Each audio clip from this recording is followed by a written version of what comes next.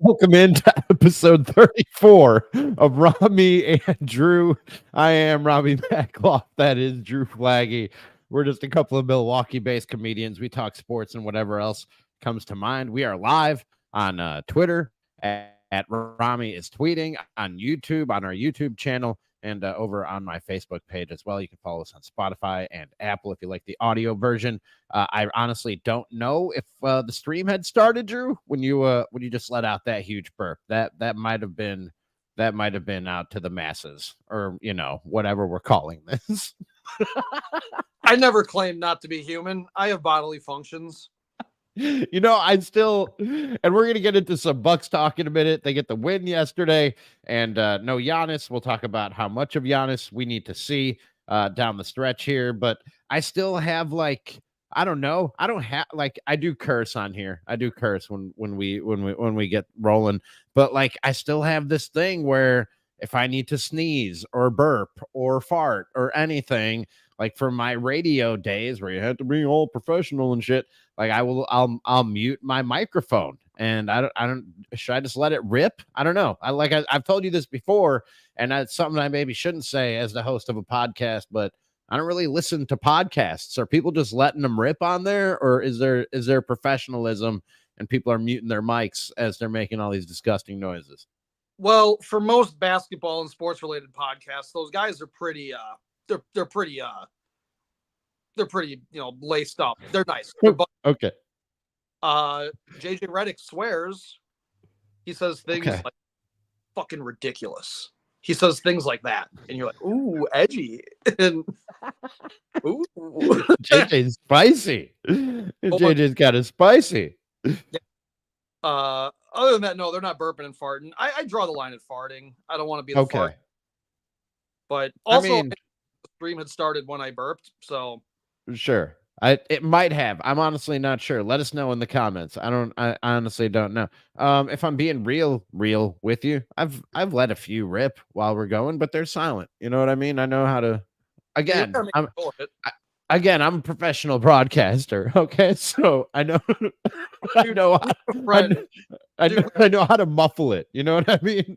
We have a mutual friend that I was playing Call of Duty with him one night, and he was fart into his own microphone that sits right by your face.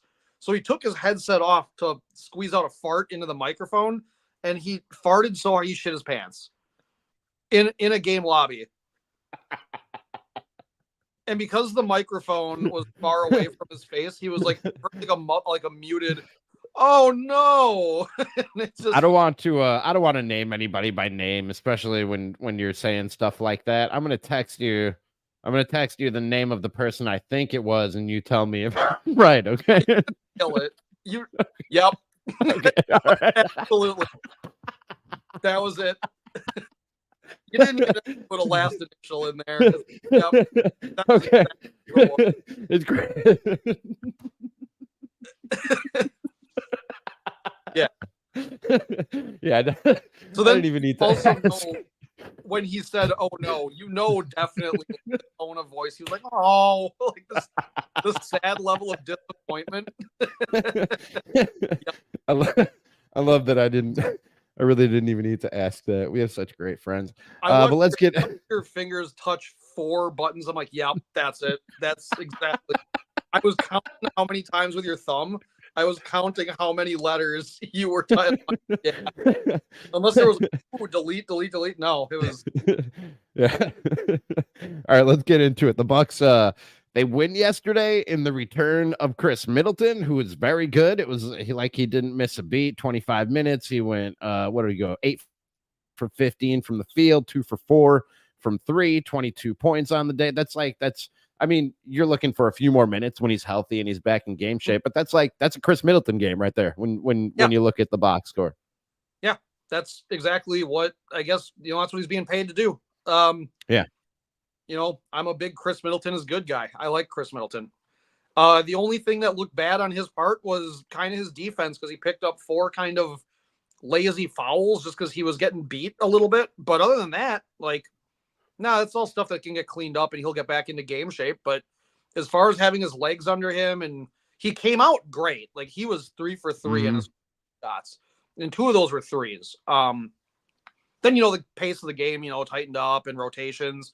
You sit down, you come back out. And yeah, he looked human again, but he was fine. Like he did exactly what I expect Chris Middleton to do on a nightly basis. It was a Which good, is yeah, that's it was a good to game. see. That's good to see when he misses 6 weeks. You know what I mean? Like if he came out and went I don't know, 3 for 15 from the field, I wouldn't panic. I'd be like, rusty. You know what I mean? He's just shaking off some rust. But the fact that there was no rust is a big positive and a big plus for the Bucks in his return and ramping him up and getting him ready for the playoffs. Well, Doc Rivers even said a couple weeks ago, like the first time we played the Clippers, had this been a playoff game, Middleton would have played. So right, there was no rush to get him back, I guess. Obviously he's been practicing. No, I was happy with everything that we got out of Middleton. I thought yesterday was probably Damian Lillard's best game as a Buck, to be that's honest. pretty good. Just the assists and everything. And yeah, the crazy thing about that entire game for Damian Lillard is he didn't have to utilize Giannis in the pick and roll. He was finding guys everywhere, like cutters and stuff. Like guys were moving around, and he was finding every one of them, including Chris Middleton, who he hasn't had a whole lot of time to gel with. So that was really nice to see that he looked like he looked like the guy that we expected him to be, and then a little bit more on the playmaking side. 16 assists. I knew he had a good game in terms of the facilitating, but 16 assists, damn, and 10 of 19 from the field. Yeah, I'll take that from Dame Lillard night in and night out if you can get it. Jesus Christ, if he does that night in and night out, you might as well just plan the parade route. They're still undefeated if he shoots 50% or better. You throw 16 assists on top of that, and the other team really stands no chance. Well, in that house, so there was the game. We can go back to Sacramento. He could have had 15 or 16 assists in that game. Just everybody was missing every shot. Guys had, this is kind of different. The difference between Sacramento and the Suns. Sacramento at least tries on defense. The Suns are god awful on defense. Right. They look like how we looked early in the season. They are terrible defensively. And I was just real quick. Let me jump. I was thinking about this watching the game yesterday, and for all the buzz about how bad the Bucks look and Dame hasn't looked like himself, and maybe this is just because Dame and Giannis are better and expectations are more. But man, Bradley Beal is having a career worst season offensively. Nobody over there, except for Kevin Durant, is really playing any defense. And I don't really, dude, they're fighting for Kevin Durant has been playing good defense this year. I don't know if you have heard, but he has been playing good defense this year. But and they're fighting to stay out of the play-in tournament. And we don't hear nearly as much about the Suns and how disappointing or how short of expectations they're following as we do with the Bucks. Well, Tim Legler was on JJ Redick's podcast earlier today, and he talked about how he actually was like, I'm fucking done with this team. Like they are a play-in team and they will lose in the play-in. They can't close out games. It's been a thing when they've been on like the ABC showcases and when they've had all the guys from like inside the NBA talk about them. They can't close out games. And it's because there's not one guy outside of Grayson Allen who plays defense on that team. And I'm going to say that does trickle down to Kevin Durant. And I actually think some of that's on Frank Vogel, to be honest, because in late game situations, he wants to go with a smaller lineup to maximize offense, but none of those motherfuckers play defense. Yeah. If I'm a Suns fan, I'd be like, why is Nurkic on the bench? Dude. It's like you want to have the most effective, and this is, not a Suns podcast, but you want to have the most effective offense. And then it's like, yeah, but you're also hemorrhaging points in the paint. You're hemorrhaging points from the 3-point line. It's like so what are you going to do? You're going to outscore teams in crunch time? No, you're not. Because nobody plays defense. And not that's to take any, go ahead. Sorry. That's where it comes down to the whole thing where it's like they always talk about Kevin Durant. It's like, why is he never in the GOAT thing? Because he doesn't play defense. This might be a career best defensive year. Well, all that means is maybe he recorded 5 blocks this season. That's it. That's a career high. Because that dude does not play defense. He couldn't care to play defense. He looks like the all-star game is all year round. He can score from anywhere. He's a threat. And then also he didn't score in like the last 6 minutes of the game. So why do you No, have he him out there? disappeared. He completely disappeared. And it would have been, not to take anything away from Big Bob, who went 13 of 20 from the Oh, field yesterday, 5 of 5 from three. He had 26 points in the first half, but maybe at some point somebody gets a hand in that dude's face as he's absolutely lighting you up in the first half. That was fun to watch, dude. that was crazy to see. And it's like, I mean, 5 for 5 from three. And then also he didn't take a three in the second half. Like that Yeah, was I don't know why. I don't know why. And the Suns were able to kind of creep back into it. It was what, a 6-point game yeah, at one point before the Bucks pulled away again. I don't know why they sort of took the ball out of Bobby's hands, or I don't know. I don't know if that was a choice they made, or if he was deferring in the second half and other things were opening up. But it seemed strange to me how little we saw of Bobby Portis in the second half after the type of first half that he had. yeah. I mean, I tweeted that he was not even hot. He was just nuclear yesterday. Yeah. That was great to see. And yeah, that that was awesome seeing one guy just actually step up in the absence of Giannis, where it's like, oh, you just put up Giannis numbers. Just it wasn't like He we're like, literally did. He literally had a Giannis line. He had what? He went 13 of 20 from the field. I mean, 5 of 5 from three. That'd be great if we got that from Giannis. But 10 rebounds, 31 points. That's a Giannis line. You throw yeah, in a few more assists and a few less 3-pointers, and that's a Giannis line right there. that was great to see. It was cool that was just going, like everybody looked like they were going yesterday. It was good. Connaughton knocked down a couple shots. Like the whole thing, like earlier in the year, like just to be clear, when we talked about like the trade deadline, Bobby Portis is a guy that I don't want to ever get rid of. But if you can get something, if you can improve your team, he's the Mhm. guy you're gonna unfortunately have to part ways with. Yeah. And he said in his post game yesterday that he was like, he did like kind of take exception to the way people were talking about him. And yeah, like the noise was there and he heard about it. And like there's always so many different camps of fans where it's like you got the people that on a night to night basis, this guy sucks, this guy's great, this guy sucks, and they do that kind of shit. And then there's like the people I think like us that were like, well, if you can improve, it sucks to get rid of a guy like that. And I don't want to get rid of him.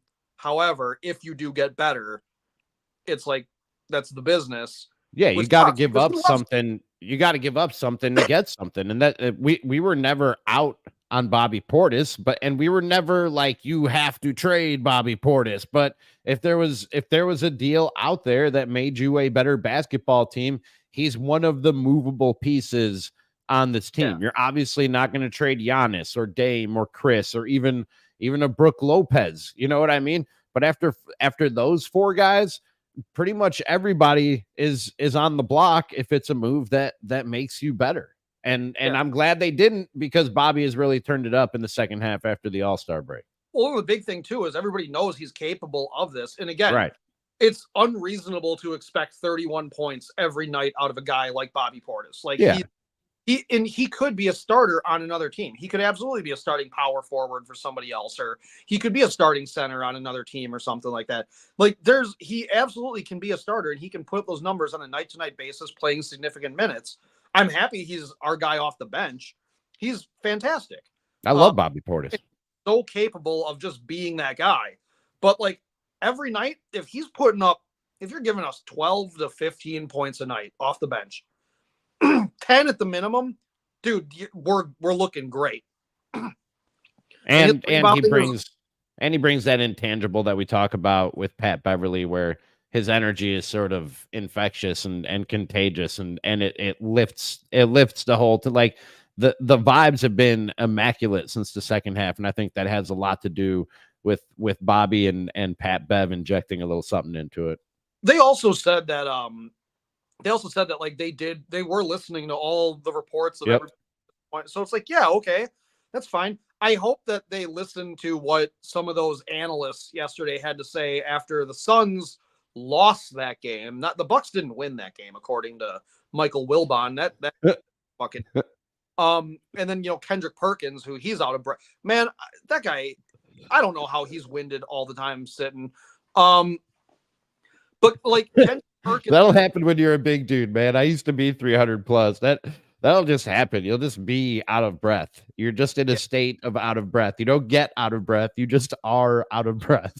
he like whenever he starts a sentence, it sounds like he just heard bad news. He's like, Yeah. like that's It's like, my God, I think I could coach bomb a minute. It's crazy. And he was talking about how in the playoffs, he didn't say this is a suggestion. He said this is what the Bucks are gonna do. They're gonna play Giannis at the 5. And Bobby No, Portis, they're not. the fuck they're are not. you watching? Did you just forget about Brooke Lopez? I like how people just say shit, dude. I love how people just say shit. It's not that's it's like, oh, here there's a great test here to say, should the Bucks play Giannis at the 5 for significant minutes? How's that working with Kevin Durant for the Suns? Oh yeah, they lose in the fourth quarter constantly. I'm not a better defender than Kevin Durant, and that's not even close. But holy shit, it's like they're just making up scenarios where like the Bucks are gonna want to go small and quick to end games. Like, no, maybe we'll just look at what teams we're playing and go from there.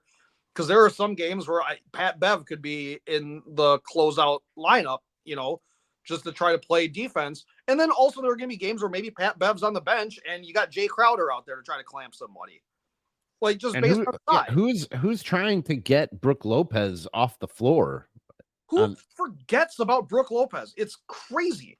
It's that's ridiculous. Like, what game did you guys watch today? But that being said, and there are often stupid things said, really everywhere, but especially in some of the corners of the internet that you travel in, namely Facebook and Milwaukee Bucks Nation, and you often send me screenshots of stupid things that people say on there, and we have a good laugh about it. You know what I mean? We make fun of them, we roast them a little bit, we have a good laugh about it, you and me, without doing it to them and hurting their feelings. We just do it between the two of us. And now we're going to, and here on the podcast from time to time. But you sent me this yesterday from top contributor Tyrone Thompson, who said, should Giannis sit another game to make sure he's good? I mean, look at how well we played yesterday. And I saw that. And usually the ones that you send me are like really dumb. And that's the point of you sending them to me, is that they're really dumb and we could have a good laugh about it. I read that and I was like, not the worst point I've ever heard. Like, I wasn't sure why you were sending that to me, because it doesn't sound that crazy to me, because I don't think he's saying, like, sometimes, Drew, and I've run into this a lot in my days talking sports for a living, people like a superstar will get hurt and the team will win without him, and they'll go, oh, they're better without Aaron Rodgers, you know what I mean, or whatever, or whatever. And that's never true. Like that's never ever true when you're talking about your best player. I don't think that's what he was saying here. I think he's saying, I'll read it again. Should Giannis sit another game to make sure he's good? First of all, I'll stop right there. I mean, not a terrible idea on the surface. This is your best player. You want to make sure he's healthy going into the playoffs. I read or I heard them talking about yesterday during the game on ESPN. They quoted Doc Rivers, who told Giannis, I love heroes, but I love heroes in April and May. I don't need heroes in March, which I think is a really wise thing. You know what I mean? I want them to keep the 2 seed. We've talked about that before here on the show, but more important than that, I want Giannis as close to 100% as he can possibly be when you tip off the playoffs. And then the second part of his post, he says, I mean, look at how well we played yesterday. Again, I don't think he's saying we're better without Giannis. I think he's saying they can still win some games even if Giannis doesn't play, and because especially with Chris being back and Dame heating up a little bit, and you saw what Bobby did. I didn't think it was that terrible an idea, to be quite honest with you. So I understand it, and also it's like, but we are gonna have, with Giannis not playing yesterday, Giannis is gonna have like 6 days off when we play the Celtics. Mm-hmm. And what Giannis was on the injury report for was just hamstring tightness. So right there, play against the Celtics. And if you want to sit the next night, do it. Fine. I think that right now, with us getting our team healthy, this is the best barometer, with Dame playing well. Our bench guys are all falling into place and actually playing well between Pat, Bobby. Now we got Pat Bev. Jay Crowder can slot back into more of his role off the bench, and you could have your true starting five, and that's with Malik Beasley playing decent defense and having off and on shooting nights, but still more so than not, he's been reliable all year long. I would like to see our starting five against the Celtics. The Celtics sat Jaylen Brown, Porzingis, and a couple. I think Derek White sat yesterday too. They're sitting there, guys, getting ready to go against the Bucks. Like, this is going to be, I think Wednesday is going to be an absolute dogfight. Just with everyone's healthy on both teams. So I think Giannis should probably play in that one. Because if it was something, again, like if it was like a rolled ankle, like what happened with Middleton, I'm better with him sitting. But this is just mid-season bangs and bruises, and he's got a little strain here. It was scarier when he went out with like his Achilles being tight. So yeah. I'm like, if it was the Achilles tightness again flaring up, and you're like, that's a really tricky thing that could potentially end a career, then don't. But I think it's everything. I think it's all of that. And I know people hate the term load management, and Giannis is the last person that has utilized load management over the last 5 or 6 years when it became the hot thing to do in the NBA. But down the stretch here, what do they have left? 12, 13 games left in the season. I don't know exactly what it is. Yeah, we got 2 against the Celtics. Down the stretch here, I think load management is a really wise thing with a guy like Giannis and how important he is to this team. Yeah, I'm totally fine with him sitting games here and there. I personally, for it being must-see TV, I want to see the Bucks currently constructed play the Celtics at full strength. I want both teams at full strength. I'd like to see it, but as far as what's best for the Bucks, I'm not against the idea of playing the load management game with Giannis here, and maybe 2 games off, 1 game on, or 1 game off, 1 game on. However it lines up. But he's also got, like I said, he's got 6 days without playing full contact or whatever. So that's fine, honestly. Like I would prefer he plays this one. If he doesn't play the next one or the next 2, okay, cool. It flared up and you can't play it. Like I would just. Yeah. I want to see my best players play against the best team in the NBA right now. I want to see where they're at. Q says, if Giannis is actually hurt or legitimately fatigued, then yes, sit him Wednesday. Giannis doesn't have an off switch or a lower gear. He will be balls out if he plays on Wednesday, if he suits up. Yeah. And that's the other thing. And I think that's where Doc Rivers and telling him, that I like heroes in April and May and not so much in March. Doc Rivers and the Bucks medical team, and if the front office needs to get involved, they need to really be the ones to rein Giannis in, because he's not going to rein himself in. And it's part of what you love about him, but it can also be like the thing that is self-destructs at the end of the day if you don't play it right with him going into the playoffs. Yeah, and like I said, if it was anything other than a hamstring, I would be like, all right, maybe. If it was like the knee or the patella thing that he's always got on the injury report, or it's whatever it is, like quad strains even, I'm like, but this is just a hamstring. I'm like, I'm good with him trying to give it a go. I like that. So that would be. I just got sent a thing from one of the guys who always sends me shit. It's the Bucks are. It's the meme of like the Bucks are like undefeated when Damian Lillard shoots 50% or something stupid like that. Like this dude, he doesn't want to take into account the whole thing of like where do these wins also come from outside of just as simple as Damian Lillard shooting 50%? Because if Dame Lillard if he goes 2 for 4 in a game, do you really think we're fucking winning that game? I don't know. Oh, maybe. Lillard got 75%. He went 3 for 4 from the floor tonight. 75%. Well, every time Dame Lillard shoots 75%, we also lose that game. Well, because he scored fucking 4 points. Yeah, it's like you just hear him be like, it's like it's a neat little meme and everything like that. But also, it's like calm down. God damn it! Now it's just like it turned into a thing again because we have. You need to calm down. There's just moronic people. I don't mind the stat. I think it's a good stat. Yeah, great stat, but it's like it's not like you're not sitting here going, Domino, fucking Drew, you're wrong about basketball. Like, it's like, dude, like, look at the other numbers surrounding. Do you think that had to do with that win last night? Do you think anything that had to do with that was maybe Chris Middleton also shooting 50%? Whoa, when Chris Middleton and Damian Lillard shoot 50%, we beat the Suns 100% of the time. Wow. I'm texting you the name of the person I think just set you off. You tell me if I'm right. You're probably right again. No, it wasn't Eric Smith. Okay. All right. No, because Okay. he doesn't send me stupid shit. As much as him and I argue and we're trying to get him on the thing, I'm just, we gotta line up getting Eric on here so we can scream at each other. This is gonna be like Sharp and Skip Bayless. That's what it's gonna be like listening to us argue. Nobody gets under your skin like Eric Smith does, and I love it. That's it's my favorite thing about our group chat. It's great to watch. It's fun. It's good wholesome entertainment.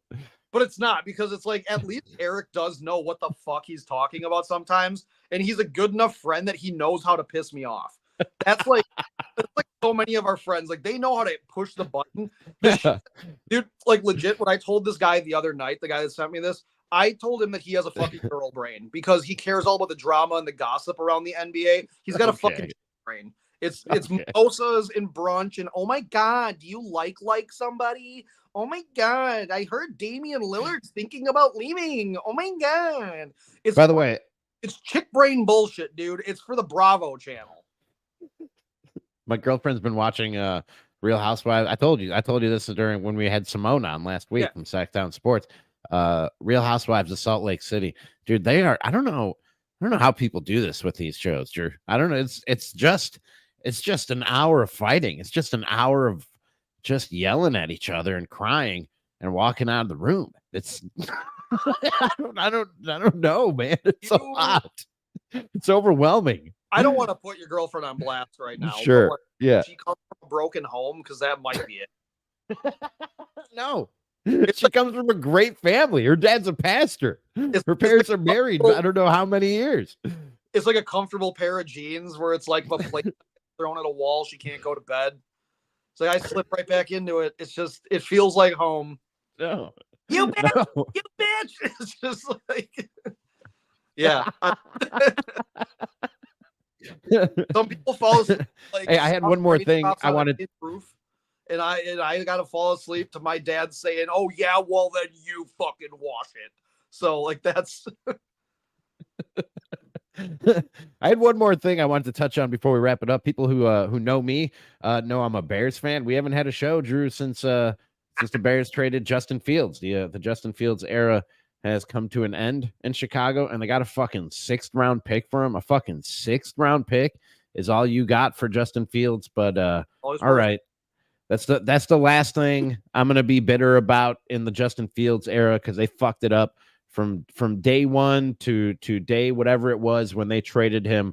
But I'm going to move on, and I'm on the Caleb Williams bandwagon. I don't know, Drew, if you had a preference as a Packers fan on which way the Bears went with that move and who you think could be better or more of a threat. I don't know if I can even term it a threat given the way that rivalry has played out since the Matt LaFleur's era started. But I'm going to get behind Caleb Williams, dude. And I hope he's great, but I also hope, I hope he's just a little bit better than Justin Fields, because that dude did nothing but ball out and give it all out there for the Bears. And I'll always root for that dude. And I think they fucked it up from day one to the end in terms of his play on the field and everything that they did to hold him back, to diminishing his value and ending up getting a 6th round pick for him. They couldn't have handled Justin Fields worse. And I hope the Steelers do a much better job, because the dude deserves better than that. Yeah, and I think he'll be honestly starting for the Steelers soon. I don't think Russ is going to be – I don't think he's got a lot left in the NFL. True. Agreed. So I think Fields will be out there a little bit sooner than they had hoped. But like the thing is, I would have felt more threatened by the Bears given their new weapons that they got in the offseason, held on to Justin Fields, because there is a learning curve coming out of college going into the NFL, and you have to play against NFL quality defenses. And what ends up happening is like he knows how to play against Green Bay. Now, given we're going to be changing up our defensive scheme this year with our new defensive coordinator. Yeah. But also he knows some of the personnel that are out there. You know, it's like he would know who some of these guys are at this point by having some familiarity about it. And then eventually knowing the personnel you're playing against, you can probably sneak out a win here and there just on instinct or knowing what these guys are doing when just tendencies and when the game slows down. And now the process starts all over again for the Bears. So it's like, now what's going to happen? Like what now? Caleb Williams is going to be terrible. Like what happens if he's terrible? Well, now what? Now the coach is getting fired. And then what happens? Well, now we bring in a new coach that fucking got to do something else. It's a cycle, you said, where it's going to be this revolving door of the quarterback, the coach, the GM. And they're just going to be moving it around over and over again. And because they're just trying to be the Packers. Like they want to, okay, this is going to be a fucking nerd thing to say. It's like what DC did trying to match the Avengers, where there were 5 movies that came out going into that shit where it's like, it was really good already. And they're like, well, let's just expedite all of this and just throw it all out there. And it's like, yeah. And then it fell apart and it was terrible. And everybody thought everything sucked. And it was bleak and sad and rainy and depressing. And the colors were terrible. And it was just muted and washed out and frustrating. And that's the Bears. The Bears are Zack Snyder's DC universe. The Packers are beautiful and vibrant and colorful and fun. You're right. You're right. I can't even deny it as a Bears fan. You brought up that I'd feel a lot better about this, Drew, if Matt Eberflus wasn't the head coach, because I think it's pretty clear to anybody watching that if they don't win this year, he's out. And this all feels very familiar again with the quarterback going into his second year with his second head coach and his second offensive system to learn. And you're not too far away from the GM who drafted him being fired and a new guy coming in and wanting his own quarterback. And it feels to, I love what they've done in terms of the talent that they've put around the quarterback position this offseason. It's better with the additions that they made to DJ Moore and Cole Kmet. It's better than it's been in a long time. But the real wrench in this thing to me, and the thing that really still has me worried, is the head coach. I don't think he's very good. I think he's the worst head coach in the division. And if you end up in last place in this division again, you're going to be looking for a new head coach, and you're starting a cycle over that feels very familiar to Bears fans. And it's a cycle that breaks quarterbacks. Yeah. And I mean, I don't want to dance on their grave already right now, because it's not even, sure. It's like right. Bummer. But like, you just see it coming where it's like, how many times are they going to do this? And it kind of makes me sad because so many of you guys that are my friends are Bears fans. And I'm like, damn, like, well, I'm glad you have some, I'm glad somewhere in there's some empathy and some sympathy from Drew Flaggy. Twice a year. It is funny. And right. I mean, just the sadness that every one of you had when like Jordan Love it's like the last game of the season, and just watching everyone be like, oh no, like it's happening again. And it's like, I knew exactly what was going to happen. I did Sparky's Packers podcast the couple days before that, and I said I'm expecting to. I'm not going to get my hopes up only to have my heart broken again. I know how this thing plays out. We start feeling good as Bears fans, and then here come the Packers, and it's pain again. And I'm not going to keep on. I won't have expectations until they give me reason to have expectations. And I hope Caleb Williams changes that. And I hope the Bears have learned from their mistakes of the past and they get it right this time. But I won't believe it till I see it. Yeah, I mean, they're going to have to prove it. And like, it's one of those things too, where like, I didn't want to get too high on Jordan Love on his like first season starting, and stuff. Like, I didn't want to be all like, yeah, like Love's going to be the guy. I'm going to buy a Jordan Love jersey immediately. I was like, oh, I'll wait and see what goes on here. And then it just happened the way I'm like, well, if I would have just predicted being like, yeah, they're going to wax the fucking Bears again, I would have like, I wouldn't have been fun. I was like, let's not get too far ahead of ourselves, guys. And then it happened and I was like, you dorks. And it's just, yeah. And it should have been predictable to anybody who's a fan of either team. It should have been pretty predictable. I hope things change, but I'm not counting on it. I just don't buy into curses and like ethereal whatever. Oh no. This is away. It's like, I don't buy into that shit. Like, this is just incompetence. This is just incompetence as an organization, and I'm talking about the Bears. It's just their pure incompetence, and the Packers are pretty damn good. at this football thing and Well, as an organization from top to bottom. I think also it's just having a cohesive vision on what they Right. Yes. and that's not what the Bears organization does. Like the GM, coach, and quarterback are not all on the same page, and that's what you're saying about them breaking quarterbacks. Right.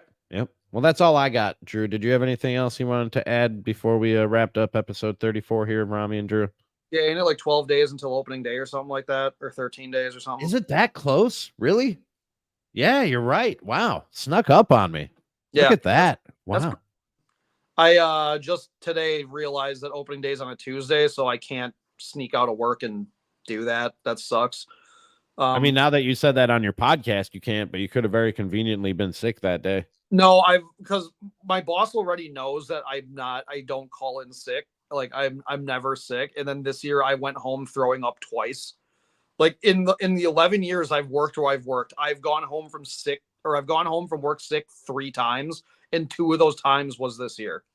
I was going to say we should do a show from the parking lot, but apparently you won't be available.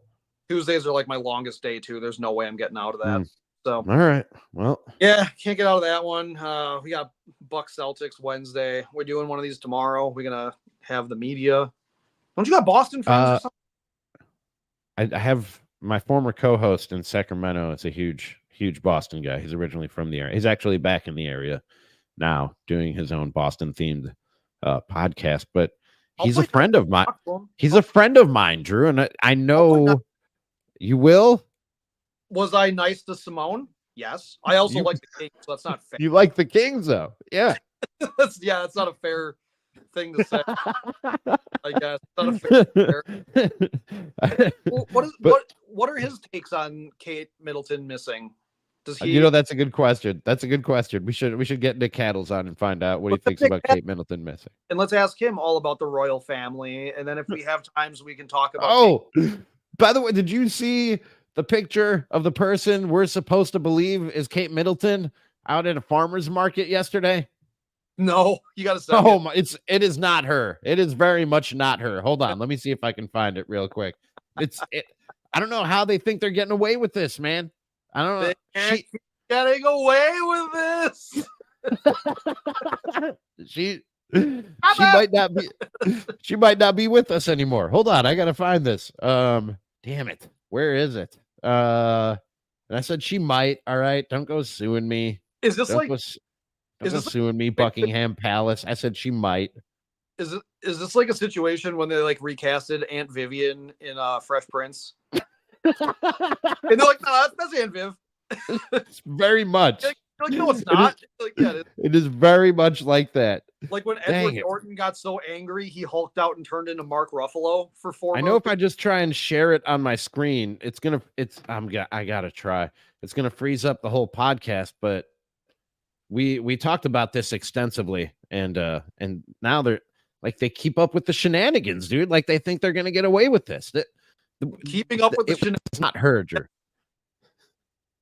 What was that? We're taking the time slot of the Kardashians, dude. Keeping up with the shenanigans with Ramie and Drew. Yeah, dude, it just froze your entire thing, man. You just got DDoS. Because, we're the go-to source for everybody in the Milwaukee sports landscape, especially Q, who's probably watching still. Nah, he tuned out. He don't want to hear this. Oh, here we go. Hold on. I got it. Hold on. Gotta share screen. Boppity bop. This is great for the people listening on the audio channels. Follow us on Spotify and Apple. Look at this. Thanks. That is not Kate Middleton, Drew. That is not Kate Middleton. Are you seeing this? It looks like Dylan Mulvaney. What, say that again? So that looks like say that again. I was frozen. What did you say? Dylan? Out there? Hey, she could be a princess too. I have no problem with that. I have nothing against her being a princess. Nothing at all. That is not her, man. That's not her. That's very much not her. I don't know how they think they're getting away with this, but that is not her. Dude, do the British not know about like CCTVs? Like, dude. God damn, dude. They got caught. Yeah, man.